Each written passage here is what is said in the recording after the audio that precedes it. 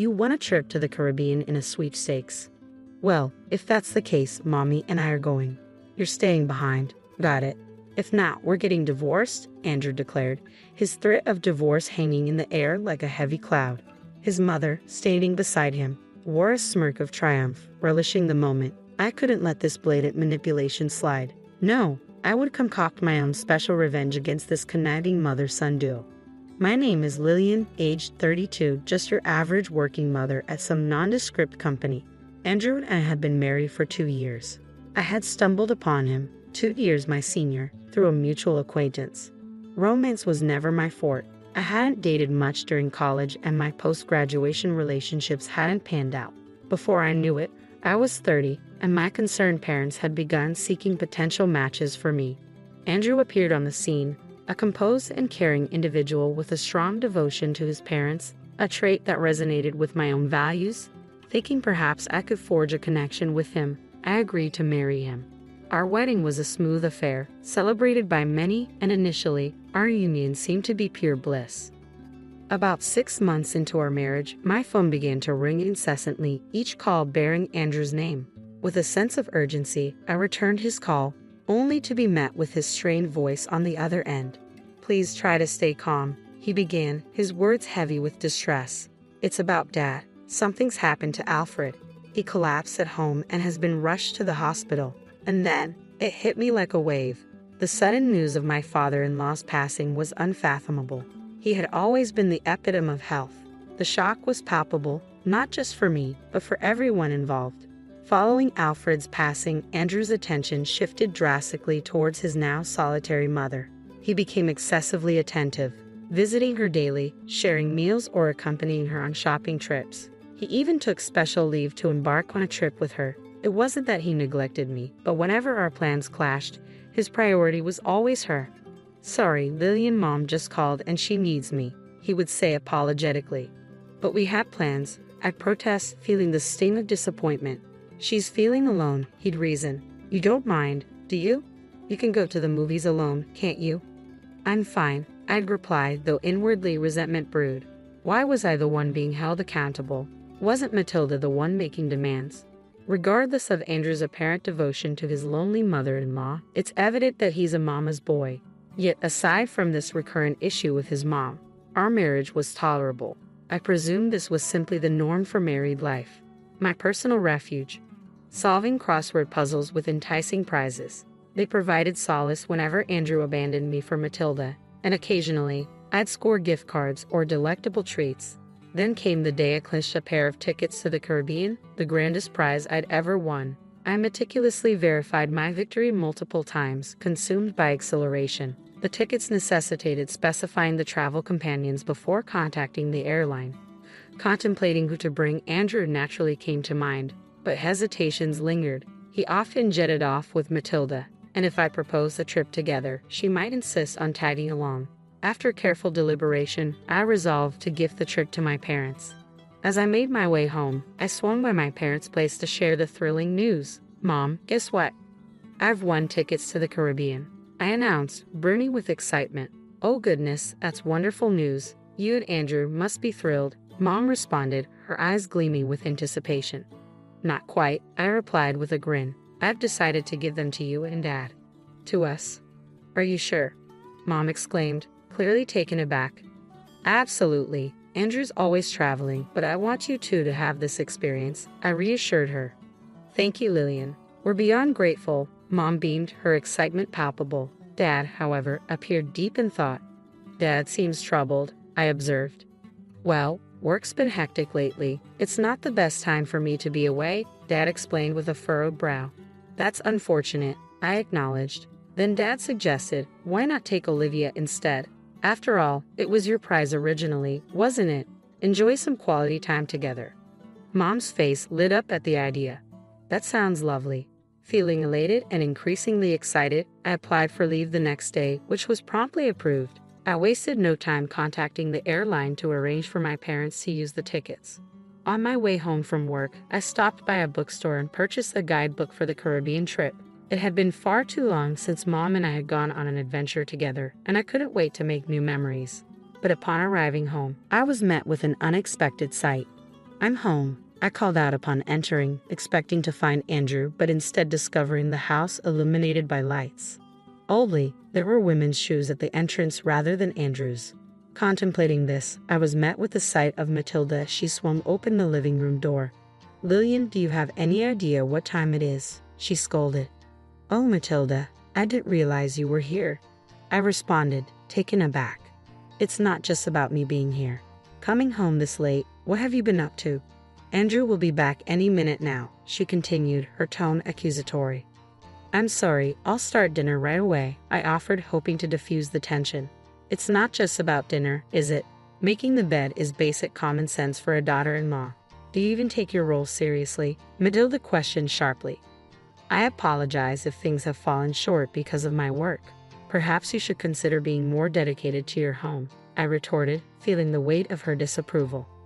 With Matilda living nearby and holding a spare key, her unannounced visits were a regular occurrence. Embracing traditional beliefs about a daughter-in-law's duties, she clearly disapproved of my full-time job. Her constant nitpicking and criticism made it difficult for me to warm up to her. As I began preparing dinner, Matilda suddenly exclaimed, "Hold on. What's this, Lillian? Are you planning a trip to the Caribbean?" Surprised, she had unearthed the newly purchased guidebook from my bag. "Matilda, why are you going through my things?" I protested. "That's beside the point. What's this about the Caribbean?" she demanded, her tone sharp. I had won the trip in a sweepstakes, intending to gift it to Mom. I hadn't mentioned it to anyone yet.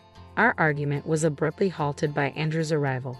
Matilda rushed to him, pointing an accusatory finger in my direction.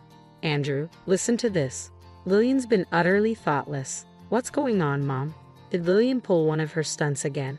A Caribbean trip, planning to give it to Olivia without even consulting me." "What Caribbean trip? This is news to me too," Andrew demanded, glaring at me. "It's quite simple. I won the trip and thought of giving it to my parents. But since Dad can't go, you're going with Olivia," I explained calmly.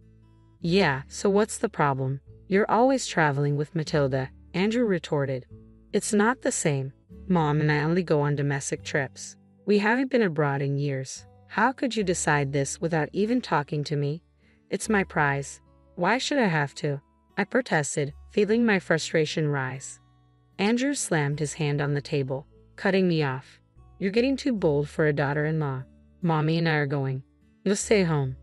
"Mommy?" I couldn't hide the disdain in my voice at Andrew's juvenile choice of words. "Wait a minute. This trip, you've had enough of it. If you're not happy, let's talk about divorce," Andrew declared sharply. "What divorce?" I was taken aback, unable to comprehend his extreme reaction. Threatening divorce over something so trivial seemed absurd.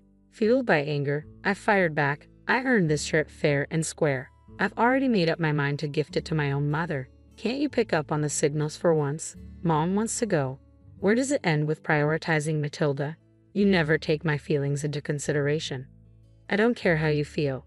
Like I said, this trip is for Mommy and me. Stay home and behave." Andrew dismissed me coldly. My affection for Andrew waned rapidly in that moment. It was clear that in his eyes I ranked lower than Matilda. I couldn't continue to tolerate this absurd dynamic between the two of them. Keeping my composure, I told Andrew, "Fine. Do as you please and enjoy your trip." "Humph, you should have listened to reason from the beginning." "Suit yourself." Always being argumentative, Andrew huffed in response. The Andrew I once knew, kind and understanding, seemed to have vanished, and there was Matilda, wearing a smug smirk of victory. It was then that I made up my mind to leave the house while they were away on their trip. I resolved to let Andrew and Matilda have this time together.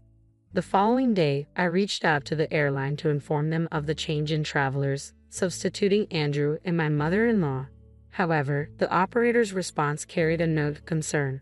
"I'm sorry, but once the participants are confirmed, we're unable to modify them," they explained. "Is that so?"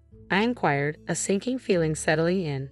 "Yes. Additionally, this airline ticket stipulates that the original winner must be present. If your husband and mother-in-law are listed, the ticket will be rendered invalid," the operator clarified. "So, if I don't go, the ticket serves no purpose," I confirmed. "Correct. Please refer to the documents we provided, outlining this specific condition," they advised. Upon reviewing the documents, I discovered a clear statement. Only the winner was authorized to use the ticket, and it was non-transferable. Relaying this information to the operator, I made the decision to decline the trip without informing Andrew and Matilda. Instead, I resolved to let them make their own arrangements for travel at their own expense. That evening, upon my return from work, I broached the topic of the Caribbean trip with Andrew. Andrew, about the trip to the Caribbean. Yeah, you've contacted the airline, right? Informing them that Mommy and I will be going, he interrupted. I did make the call. Here are the winning documents and the tickets. I'd only need the tickets. I won't bother with the documents, I explained, handing them over. There are detailed instructions in those documents. Considering it's an international trip, it might be wise to give them a read, Andrew suggested cautiously. I don't see the need. Mommy and I know what we're doing. We're efficient, unlike you, he asserted confidently. Fine, whatever. I'll leave them here just in case. I relented, sensing it was futile to argue further. As I anticipated, Andrew neglected to read the documents, leading to a debacle on the day of the trip. After confirming his departure, I swiftly packed my bags and made my way to my parents' house. While unpacking as expected, I received a call from Andrew. As soon as I answered, he erupted, "What's going on? They're saying the ticket can't be used." That's correct. If the winner doesn't travel, the ticket becomes void, I explained calmly. Why didn't you tell me this earlier? Andrew demanded, his tone accusatory. I did tell you. Remember? It would have been wise to read the instructions. I reminded him. You mean it was in those documents you gave me? Andrew realized with frustration. Exactly. It's your responsibility for not reading them, I replied matter-of-factly. This is ridiculous. How are we supposed to get to the Caribbean? Andrew panicked. Well, the operator did mention that if the winner doesn't travel, you'd have to pay the full price, I informed him. The full price? Andrew exclaimed, clearly caught off guard. In the background, I could hear Matilda's voice, indicating they were both distressed. Andrew, what did Lillian say? Matilda's voice interjected. Mommy, if Lillian doesn't have to pay for the trip. Andrew began, but I didn't catch the rest of his sentence as he handed the phone to Matilda. They can sort it out themselves, I heard Andrew mutter before ending the call. After ending the call, it wasn't long before Andrew rang again. Hello, I answered. What's going on? I'm busy, Andrew snapped. It's not what's going on. I tried to purchase the tickets, but the credit card isn't working, he exclaimed in frustration. Huh? I don't know anything about your card, I responded, puzzled. It's not mine, it's your card, he clarified. Oh, so you're saying you used my card without my permission? I realized with a sinking feeling. Just fix it now, Andrew demanded impatiently. I recalled checking my wallet earlier that morning and discovering my card missing. Suspecting the worst, I immediately froze it. I knew you took it, I accused. Are you kidding me? I was planning to use that card for shopping abroad, Andrew retorted defensively. Always causing problems, you jerk, I seethed with anger. You freaking witch, Andrew fired back, showing no remorse for his actions or for taking the trip. It was yet another instance of him prioritizing himself above all else. I can't deal with this anymore, I declared, my frustration boiling over. A jerk? Who are you calling that? After constantly belittling others? You can just go to hell. Andrew shot back defensively. What? Who are you talking to like that? I countered sharply. Who do you think? Your constant reliance on Mommy is honestly creepy. If you love her so much, why don't you two just stick together? I can't handle being married to a mama's boy like you. There's no point in us being together. I lashed out, my words dripping with disdain. Hey, calm down. If you keep this up, we'll get a divorce, Andrew warned. Fine by me. I've been thinking the same thing, I retorted, my anger flaring. With that, I stormed out of the house with no intention of returning. Let them enjoy their time abroad in the Caribbean. Maybe they'll both sink, they and Mama's boy. In a fit of rage, I hung up and blocked both Andrew and his mother. Determined to end this toxic relationship, I sought legal advice from a firm recommended by my father and initiated the divorce process. Upon reviewing our savings for asset division, I made a startling discovery. Our joint account had been emptied. That was the shocking discovery I made upon reviewing our joint account. There were numerous withdrawals, all coinciding with Andrew's trips with his mother. It became evident that he had used our savings to fund their travels in addition to unauthorized charges on my credit card. Demanding compensation, I insisted on a significant sum. However, Andrew's financial situation quickly spiraled into debt, and he found himself hounded by creditors. The once indulged mother, now constrained by our actions, witnessed her relationship with Andrew sour, their interactions fraught with arguments. The irony wasn't lost on me, considering his past behavior. Meanwhile, I made the decision to reside with my parents for a period. Recognizing the concern I had caused, I was determined to repay their kindness by living with them and attending to their needs. Marriage held little appeal for me now. What truly mattered was the love and support of a caring family. Through the tumult of divorce, I found solace in this realization once again. My name is Susan, and currently I find myself balancing a demanding career while raising my only son, Ethan. Despite getting married, my passion for work has not waned. As the president of a small company, I had no concerns about a salary cut upon returning from maternity leave, thanks to a reliable team handling my business during the hectic times of childcare. However, there is another issue weighing heavily on my mind, something more personal and challenging. It revolves around my mother-in-law, Dorothy, my husband, James, our son, Ethan, and I live in a house. Ever since my father-in-law passed away, Dorothy moved in with us. Initially, we thought it would be temporary, but Dorothy showed no signs of leaving. One day, I mustered the courage to ask Dorothy, "How long do you plan to stay with us?" In a dramatized manner, she raised her voice and began to cry, accusing me of trying to kick her out. I was taken aback by her reaction, feeling a mix of surprise and confusion. James, who overheard our conversation, rushed to Dorothy's side and comforted her. After Dorothy stopped crying, James asked her to go to her room, leaving me alone. He immediately glared at me and accused me of being cold to his mother. I clarified that I didn't intend to tell her to leave, but James interpreted my inquiry differently, concluding that I was in the wrong. Reluctantly, I backed down, wrestling with my thoughts about Dorothy staying for an extended period. I was curious about when she would leave but felt unable to ask directly due to the fear of emotional repercussions. Dorothy behaved as though the house were her own, showing little regard for my comfort. One unexpected day, she made a startling announcement. She decided to relinquish her ancestral home and transfer all her belongings to my house. A moving truck driven by Steve, a friendly but straightforward mover, pulled up in front of their house. I was speechless with astonishment, my mouth agape in disbelief. On that day, supposed to be special for Ethan with a planned family outing to the amusement park, James disrupted the plans by declaring it a day for unpacking. Ethan, anticipating the amusement park visit, glanced between me and James with a near-tearful expression, seeking reassurance about their plans. I found myself comforting my son in the midst of the unexpected changes. I reassured Ethan, "Don't worry, Ethan will definitely go to the amusement park." However, James frowned, questioning, "Are we really going to play instead of unpacking?"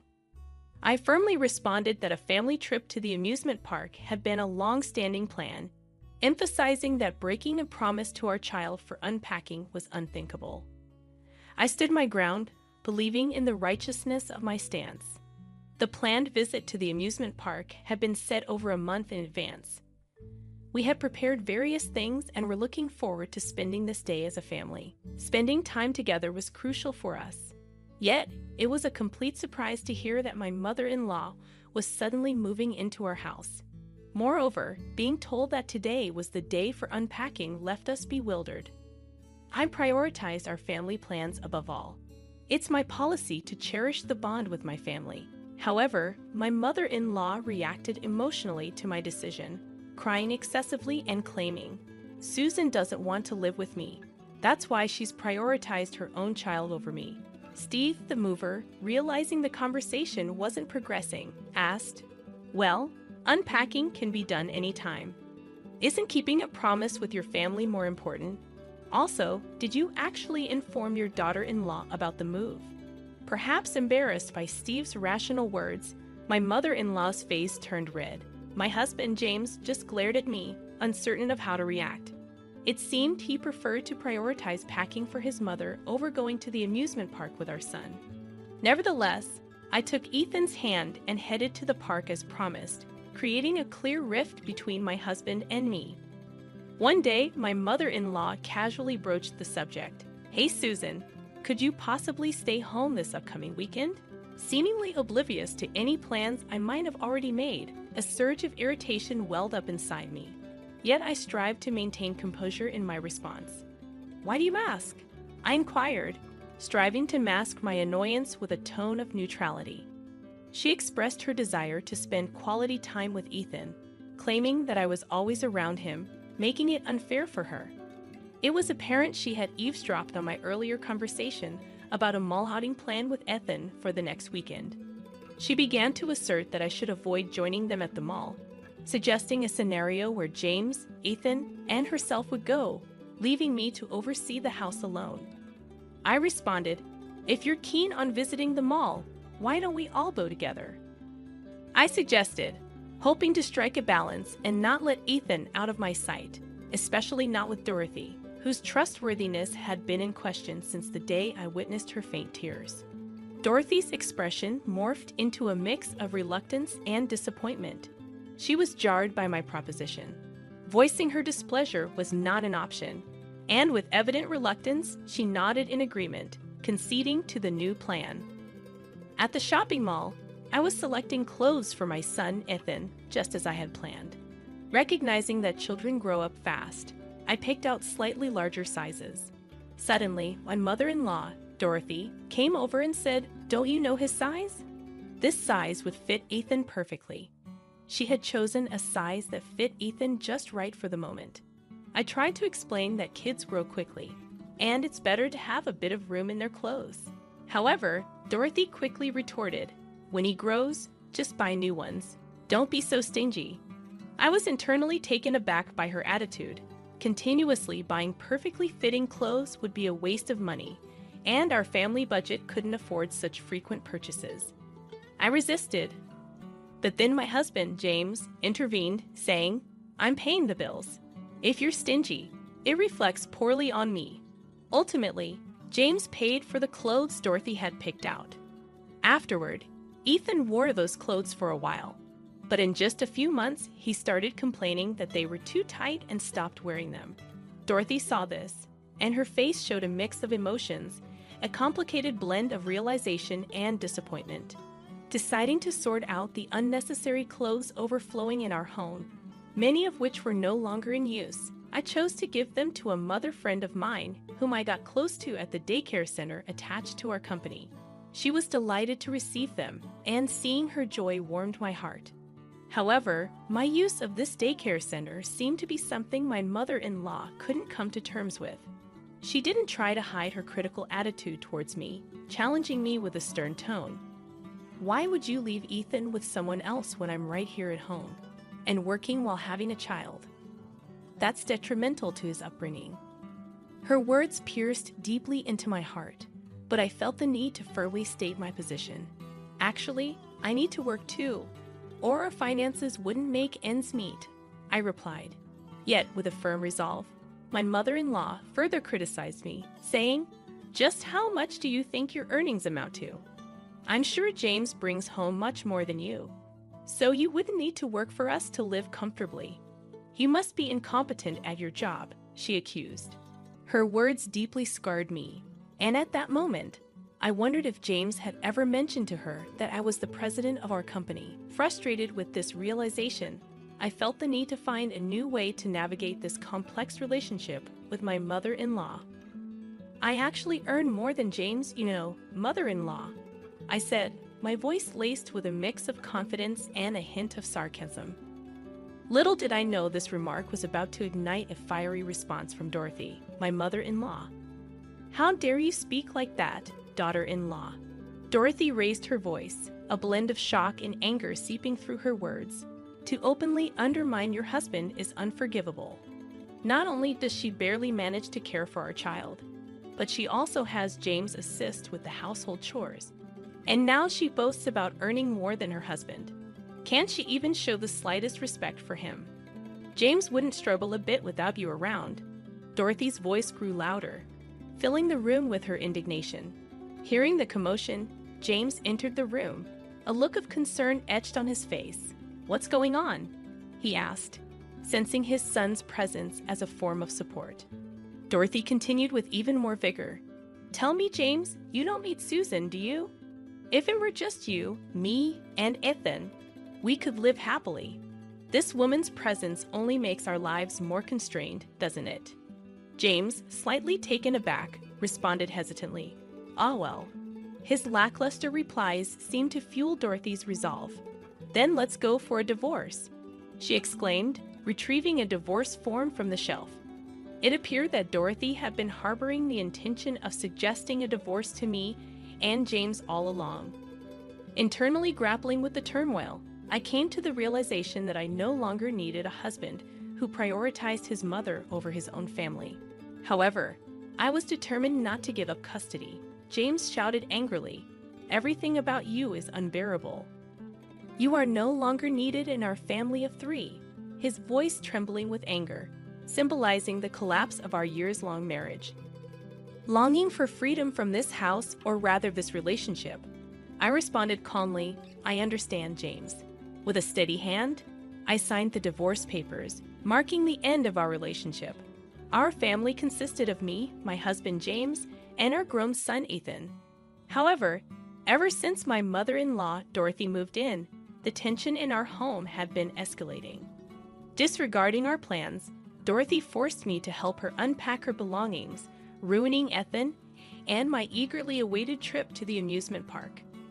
When I began preparing for the move, she abruptly took James on a hot spring vacation. Ethan had been invited, but having witnessed her mistreatment towards me, he declined, preferring to stay with me. He was still upset about how Dorothy nearly canceled our amusement park plans. Respecting Ethan's decision, James and Dorothy left for their trip, leaving us behind. During their absence, I packed only mine and Ethan's belongings and had them transported by the mover, Steve. In my decisive letter, I informed James that he would be responsible for the $4,000 monthly rent for this house henceforth. I also mentioned hiring a lawyer for the custody battle and property division. Leaving the letter on the table, Ethan and I stepped into our new life. Upon their return from the week-long hot spring vacation, James and Dorothy contacted me immediately over the phone. James exclaimed, "Susan, did you really take Ethan with you? Mom is upset. Shouldn't I have custody?" His voice was a mix of anger and surprise. Realizing he hadn't read the letter I left, I asked James gently, "Could you please read the letter I left on the living room table?" The living room, a space she had designed with great care, radiated warmth. He harbored serious concerns about the content of the letter. If it's that letter, Mom said she'd check it first, and she's already read it," James responded, a bit bewildered, often taking his mother, Dorothy's word for everything. I explained the contents of the letter. "It says that you will be responsible for the $4,000 monthly rent of this house going forward. It also states that I won't give up custody of Ethan, and regarding the division of property, I'll contact you after hiring a lawyer." $4,000, James exclaimed in shock, standing frozen. He was aware of the rental status of their home, but had not grasped the actual amount. His cavalier attitude towards financial management had always been a source of stress for me. This house was a rental costing about $4,000 monthly, which I had initially opposed living in. However, James had been adamant about this house, throwing a fit in an unbelievable manner, and I eventually gave in, with him pushing the responsibility of paying the rent entirely onto me. I found myself shouldering the burden of paying the monthly rent, which amounted to approximately $4,000, while James was expected to handle other living expenses. However, James had a habit of spending money without planning, often leaving me to cover the bills. This lack of financial responsibility extended to his mother, Dorothy, who frequently miscalculated her expenses and would call me over at the checkout when she realized she didn't have enough money. I was deeply disappointed with their inability to manage money. James would spend on his hobbies and desires before prioritizing living expenses, leaving me exhausted from his financial oversights. I had contributed my entire salary to the household for a long time, leaving me with very little for myself and making life extremely challenging. Recently, the burden intensified with increased expenses for Dorothy's food and allowance. The prospect of divorce meant shedding the hefty $4,000 monthly rent. Fortunately, the house was in James's name, sparing me from future responsibilities toward him and Dorothy. However, when I asked James to continue paying, he exclaimed, "Why should I pay? I don't live there anymore, and we're divorced. Dorothy even told me to leave the house, so I have no obligation to pay rent." In desperation, James pleaded for my help, but Dorothy intervened, confidently declaring, "Even without you, we can manage the rent.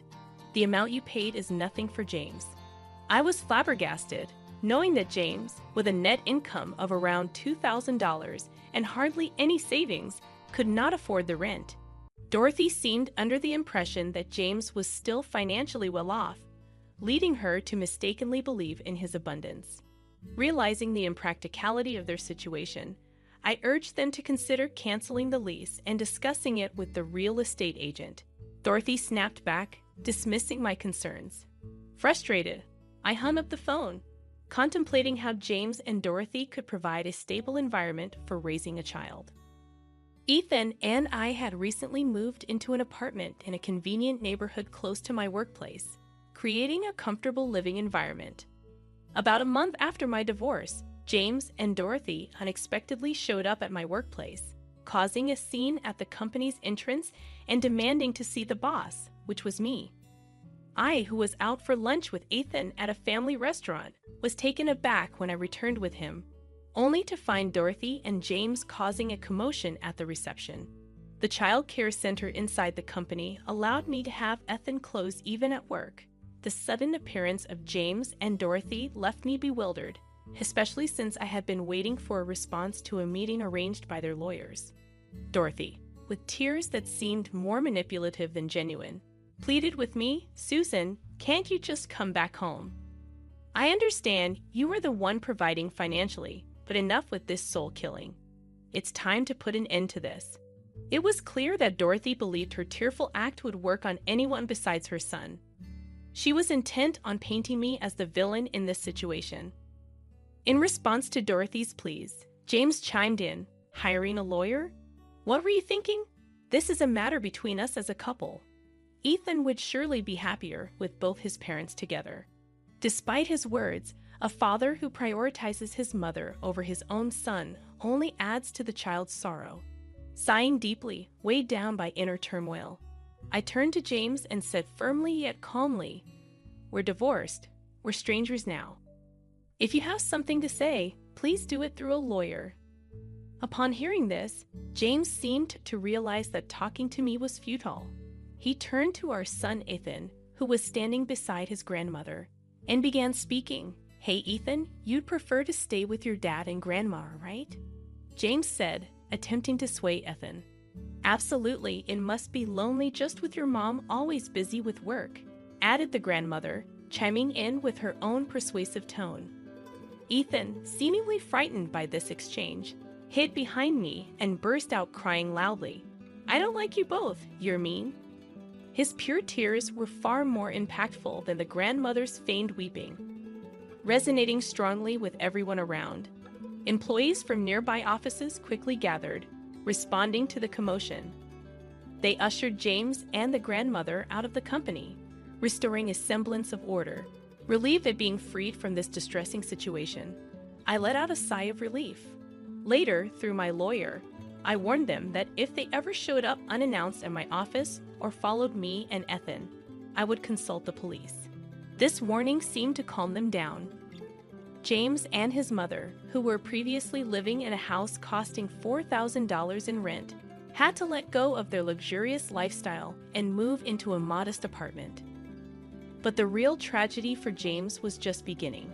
He had been boasting to his colleagues about living in a lavish house, and now, terrified of them discovering his downgrade to a humble apartment, he quit his job without consulting his mother.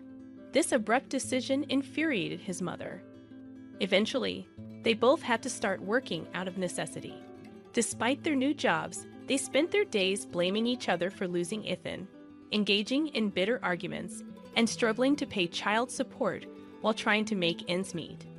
It was a challenging situation for them. As for me, I've been doing well in my job, and despite the absence of a father, Ethan has grown into a sturdy and reliable young man. In my heart, I always believed that even without such an unreliable father figure, I was capable of raising this child admirably. I am Christina, and I am 32 years old.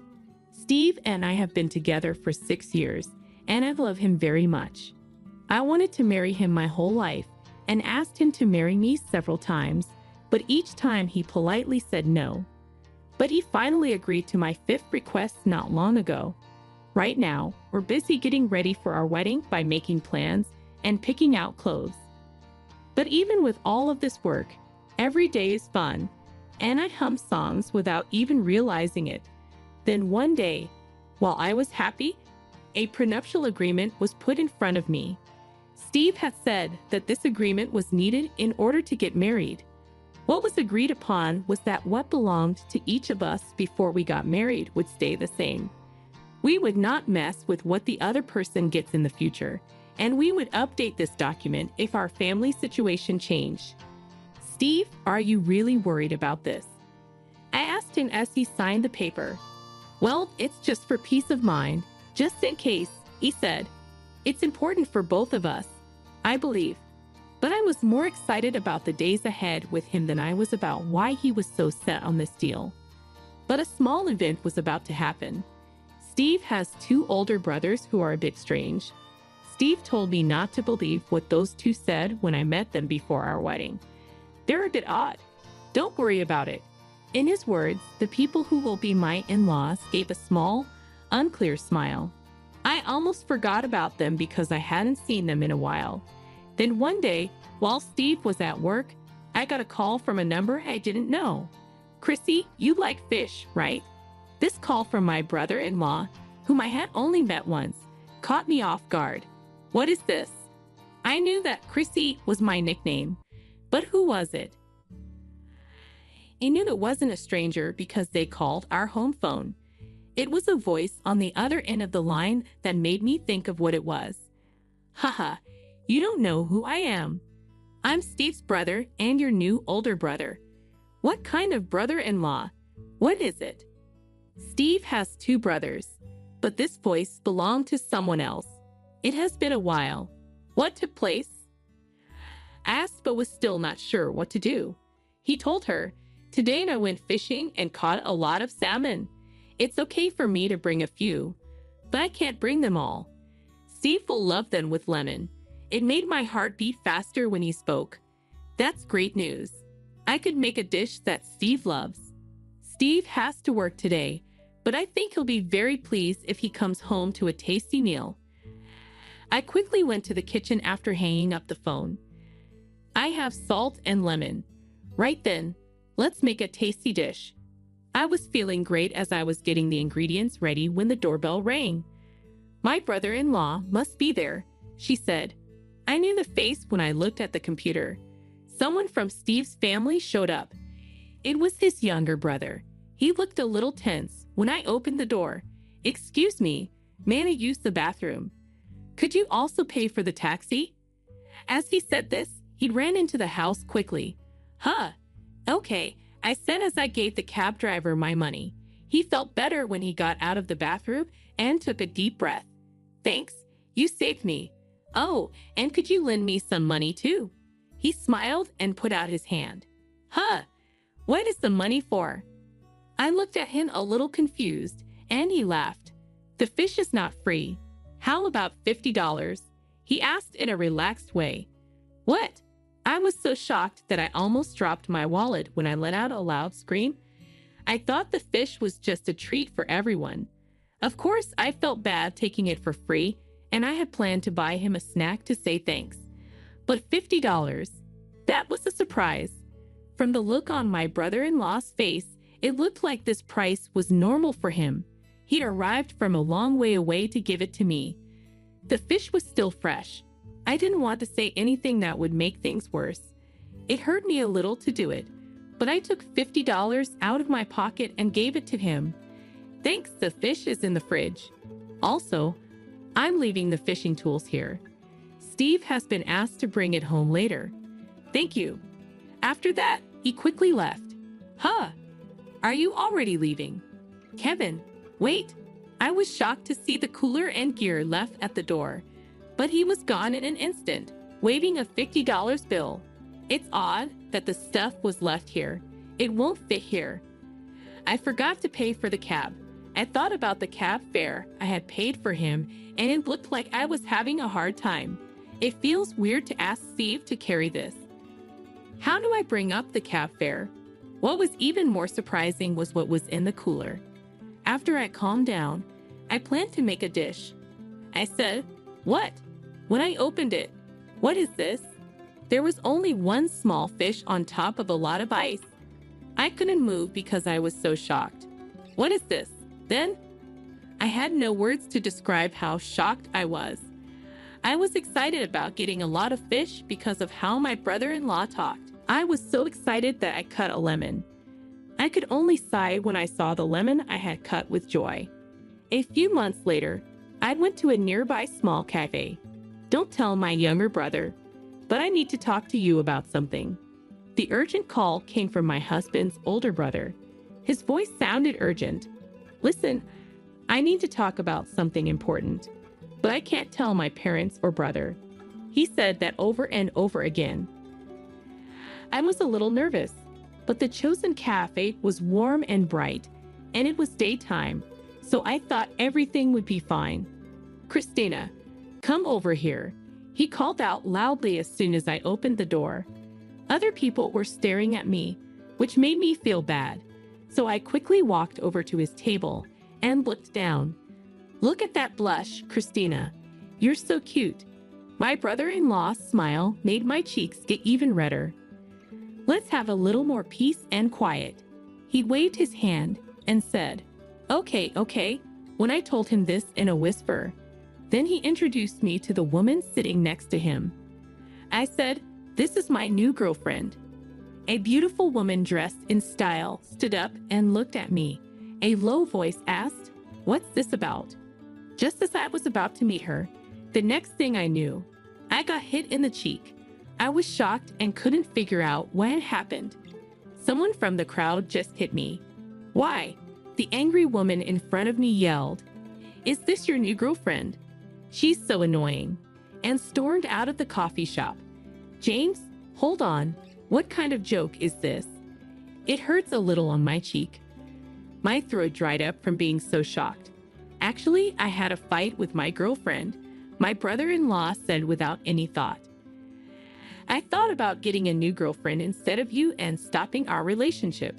He laughed and said, "Thanks to that, it's all over now." Are you kidding me? This is something I never thought would happen. I began to get annoyed by how carefree he seemed. "Well, these things happen," he said with a wave of his hand. "It's not a big deal." I've never had anything like this happen before, though. How can I keep my cool? I spoke up. Honestly, I was so angry, shocked, and embarrassed that I couldn't think straight. My brother-in-law then told me, "Don't be so mad. It's not important." It shocked everyone. But was it really that shocking? As I looked around, I saw that everyone was looking at me. As I felt the looks of shame on other customers' faces, my cheeks burned.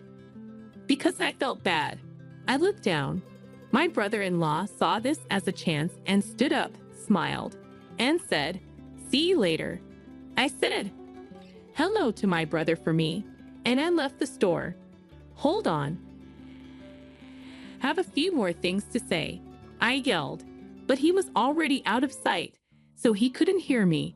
A staff member with a worried look on their face stopped me from going after him as soon as I stood up. "Excuse me, may I have the check?" As they gave me the bill, they said that was really the only thing that came to mind. It's been getting worse between me and my in-laws lately, so I was thinking about staying away from them. In my heart, I felt both powerless and angry because I had so many problems at once. After telling my husband everything, we agreed not to respond to any messages from his brothers. If they needed something, they would have to talk to my husband about it. I then chose to ignore the several texts I got after that. The happiness didn't last long, though, because my in-laws' 60th birthday party was coming up, and I had to go. I've always felt welcome with them, and I loved them as much as I loved my husband's parents. My mother-in-law said, "Wow, it's so big. And that separate room over there is so pretty too." Seeing her have fun made me feel better. This house would be great for the party if I could pick it. The in-laws wanted a traditional house that I got from my grandparents not long ago. That house is a classic house that is 230 years old and was moved. When my grandparents lived there, it was always busy. I talked about it with nostalgia. The first time I met my wife, it was also in such a traditional place, my father-in-law said as he thought back. It turned out they met while looking at old homes and having tea together. They found out they were both the same age. In fact, this house was a restaurant before my grandparents moved into a nursing home. My mother-in-law made me feel better by telling me today was special and the place was perfect. She felt bad that she hadn't invited them sooner. Those words made my heart a little warmer. They looked at the house and yard for 2 hours before the party started. During this, the oldest brother came in, making a lot of noise and looking a little unhappy. "What is this? We're having lunch in such a quiet place, and Steve is the only one here to greet us." The oldest brother said, "That's surprising." Steve answered with a smile. "This is what Mom and Dad want. They wanted to spend time with their family in a cozy place. This lunch is a special one from a well-known shop in the area." I remembered how excited I had been for that lunch when Steve said that. The second brother spoke up with a worried look on his face and said, "Even if it's a special lunch, it's still lunch. In such a lovely house, shouldn't we have gotten fancier food? Steve, aren't you being too cheap? The rent for the house must have been pretty high. Today was for my in-laws, and I thought we should honor their requests. The first time, I wasn't reimbursed for the taxi price when I was only given a small salmon, nor for the costs at the shop where I got into a fight with his ex-girlfriend. But after that, my oldest and second oldest brothers kept nagging Steve and me and sometimes made jokes about it. Steve kept up his normal calm and gentle attitude through it all. I love that about him a lot." My oldest brother smiled and said, "Hey, I just thought of a good idea." We were having a great time talking. Life has some strange turns sometimes. Steve looked at me with a slightly tense face, as if he felt the same way. After that, the oldest brother whispered something to the second brother. The two of them laughed out loud, their eyes shining. "Are we family?" The oldest child smiled and said, "There's a way to make this special day even more special." At that moment, the oldest brother looked at my husband and asked, "Has this place already closed down?" He said, "Yes, it has," in a soft voice and with a shocked look. Then my excited brothers-in-law came up to us. "Wait a minute, are you implying that you're the one who brings in the money?" The biggest brother yelled, "Yes." And the second brother smiled. "You're so lucky to live in such a beautiful place and have such a big house." "Wait, do you not understand something?" My husband cocked his head in surprise. However, my brothers-in-law went on. It was the second brother who begged, "You can't keep this wonderful place all to yourself. Would you share it with us, sir?" Asked the oldest with a smile. I got what they were trying to do and had a thought. "What do you need?" I laughed and asked. They looked at me with wide eyes, probably thinking about the things that belonged to our family. I couldn't just do what they said. I didn't receive this house, so it's not my husband's. My husband has always been there for me, especially when it came to my fortune. He told me many times, "If there's a problem, talk to me. Remember to follow the rules of our prenuptial agreement." My brother-in-law's behavior was even worse when I thought about how kind and honest he was. "Isn't this place in the most beautiful spot anywhere? You can get anything you need with just a short walk. Isn't this house a little too big?" The oldest child said, maybe we should let our younger brother's family live here, which was a lie. We don't have to meet anymore if you don't agree. After taking a big breath, I said, it's okay. They were shocked. That's it. If so, can our younger brothers live here? Yes, of course. Said with a smile. Not just for the second oldest brother, but also for you. I hope everyone likes the house. These are the keys. When I gave them the keys, my brothers-in-law's faces lit up right away. That's it. We're very thankful. Yes, Christina. Thank you so much, she said. They walked around the house happily, while my husband asked, are you sure about this? He did so with a slightly raised eyebrow. I grabbed his hand. Don't be afraid. I've given it a lot of thought. After a few days, our intercom rang urgently while we were relaxed in the living room. When they opened the door, my in-laws looked scared. Why is this taking place? We didn't know that the house was going to be torn down. They held up a warning to tear down the building. Oh, that was planned, I said in a calm voice. They were shocked and asked, why? I told them, there will be a new apartment building built there. In order to do that, the current house has to be torn down. They were dumbfounded as they looked at me. I also said, the high-end restaurant has been offered to move because it is in such a great spot. While the 60th birthday party was going on, I left it alone, but today is a big day for it. They looked at each other worriedly. Seeing how surprised they were made me feel a little better. Is the house really going to be torn down? Are you sure? I smiled and said, yes, I am. So you might want to get back any important things soon. Everything inside will be thrown away. When they heard this, their eyes got even bigger. I added, given how busy the construction site is, work might start soon. As I looked out the window at the big machines, it's safer to take your valuables now. After a short pause, they quickly began to talk about it, asking, is this real? Are we going to move quickly? As I watched them run off, I looked at my husband. I said, it looks like they really didn't know. My husband smiled and said, I guess my parents and I thought it would be good for them to get a little shock based on what we've learned from the past. But we may have caused the workers trouble. The house keys were given to my in-laws? That's true. I told my husband and his parents the right way to go about telling them about my plans to move into a new house. Of course, I also told them that the house had been bought and gave them information about the date of the handover. They could have told the brothers the truth, but it looks like no one did in the end. Don't stress out about the workers. He told me, I've already talked about it with them. I thought this might happen, so I told the worker ahead of time. We said a few words. I hope he regretted, and then went to sleep. I couldn't believe it had come to this the next day. When we got to my in-law's house, my mother-in-law's Mings and my upset brothers-in-law were there to greet us. Even if the contractor didn't let you in, what were you thinking trying to sneak into the house at night? Well, it turns out that they tried to sneak into the house during the day, but were turned away. So they tried to get their valuable things at night. A neighbor thought this was odd and called the cops.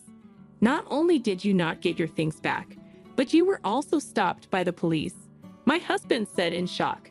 Yet, even though the in-law boys were eager to explain, their parents only said, you both should say sorry. My husband gently gave them advice, and they didn't seem like they wanted to say sorry. But the oldest brother replied, what? With a hint of anger. But all of this is because of Christina. The second brother added, I thought you were nice, but I was wrong. I didn't understand why you gave me the keys so quickly. But what you did to the house shocked me. Could only smile when they suddenly complained. Brothers, it looks like we have a misunderstanding. The truth is that I received both the land and the house. We talked about this before I got married to Steve. I've always said that what's mine is mine, and we even made a big deal about it. So really, it's not your place to step in. A contract, I asked. The in-laws looked shocked, though. I chose to make things clear. There have been many ideas about what to do with the land since my grandparents' time, but they always wanted to keep it the way it is. On the other hand, they told me I could sell it in the future, which I confirmed with a skilled builder. It's not your business, then. But we're family, so why do you think it doesn't matter to us? Before I answered, I thought about a lot of things. About 3 years ago, I really began to think about getting married. Since my mom died soon after giving birth, my dad raised me with a lot of care on his own. Together with my dad, we were like best friends. We went camping in the summer and on ski trips in the winter. Unfortunately, those happy times came to an abrupt end when my father fell and died. Being overloaded, I felt bad that I couldn't do anything to help him and sad that the room was empty where he used to be. At that time, my husband was there for me and supported me through my dad's funeral and the memorial events that followed. Because I couldn't leave the room I shared with my dad, my husband would make me soup and listen to me talk about my dad all night. I want to marry you so badly. You've thought about me and been on my side all along. I told him during my 5th approach, if there's something you don't like about me, I'll fix it. He then looked upset and brave as he told her, I want to marry you, but my family is having problems. I don't want to give them to you. Steve, I told him, I really love you, and I don't care about any problems in your family. We then chose to get married. I have no regrets at all. I wanted to do what my grandparents wanted, and I'm happy that I did. His boys, on the other hand, were a different story. I can't believe how cocky your brothers are. I can no longer forgive them. I made it clear they will pay for everything they've done. Taxi fares, expensive food bills, payment for slapping me, the price of our tea at the cafe, home utilities, the cost of calling the police, and everything else. Steve said. His brothers turned pale. Even for that, that's not possible. Then there was an even bigger surprise. You're rejected, their father told them. What? Dad, please don't. This caused their parents to kick them out of the house. Even cousins who lived a long way away knew about their bad behavior. The brothers' women and families left them because they had lost their place. They now seem to live in peace and quiet in a small room.